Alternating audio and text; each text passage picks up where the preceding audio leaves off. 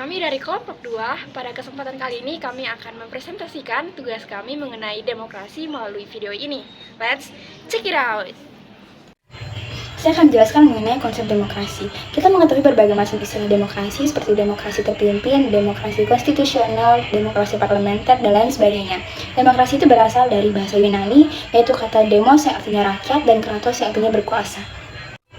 Demokrasi yang dianut di Indonesia yaitu demokrasi berdasarkan Pancasila. Tetapi beberapa nilai pokok dari demokrasi konstitusional masih cukup jelas tersirat dalam Undang-Undang Dasar 1945 sebelum diamandemen. Ciri khas dari demokrasi konstitusional ialah gagasan bahwa pemerintah yang demokratis adalah pemerintah yang terbatas kekuasaannya dan tidak sewenang-wenang terhadap rakyatnya.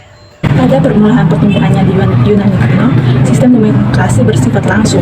Namun dalam negara modern demokrasi tidak lagi bersifat langsung, tetapi berdasarkan perwakilan. Gagasan demokrasi Yunani hilang waktu bangsa Romawi dikalahkan suku bangsa Eropa pada abad pertengahan. Ide-ide bahwa manusia mempunyai hak-hak politik menimbulkan revolusi Prancis pada akhir abad ke-18 serta revolusi Amerika melawan Inggris. Akibat dari pergolakan tersebut, pada abad ke-19, gagasan mengenai demokrasi menjadi program dan sistem politik. Sejarah demokrasi Indonesia dapat dibagi menjadi 4, yaitu yang pertama demokrasi konstitusional yang menonjol pada peran partai serta parlemen, dan oleh karena itu dapat disebut sebagai demokrasi parlementer. Yang kedua demokrasi terpimpin yang dalam banyak aspek menyimpang dari demokrasi konstitusional yang merupakan landasannya. Yang ketiga demokrasi Pancasila yang merupakan demokrasi konstitusional yang menonjol pada sistem presidensial.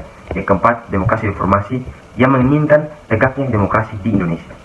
Kasus yang kami ambil adalah kasus penggelembungan suara seorang caleg dari Partai Golkar diperiksa polisi. Kasus penggelembungan suara merupakan kasus di mana seorang pemilih ditemukan menggunakan hak pilihnya secara 2 kali dalam pemilihan. Kasus ini melibatkan seorang anggota DPRD Sulawesi Selatan, Rahman Pina, yang ditetapkan oleh penyelidik kepolisian. Pemeriksaan ini terkait dengan kasus dugaan tindak pidana pemilu yang terjadi waktu pemilihan umum 2019 lalu.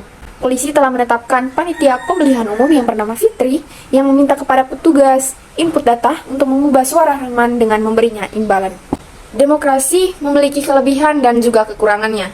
Di antaranya, kelebihan, para individu berhak atau memiliki kebebasan untuk berpendapat dan juga memilih. Kemudian masyarakat diberikan prinsip kesetaraan sehingga semua warga negara memiliki kedudukan yang sama. Sementara itu, kekurangan dari demokrasi ialah terkadang pemilih tidak menggunakan haknya secara semestinya.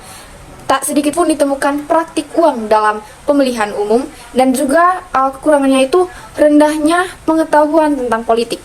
Sekian presentasi dari kami kelompok 2 mengenai demokrasi. Sampai bertemu di video selanjutnya. Bye.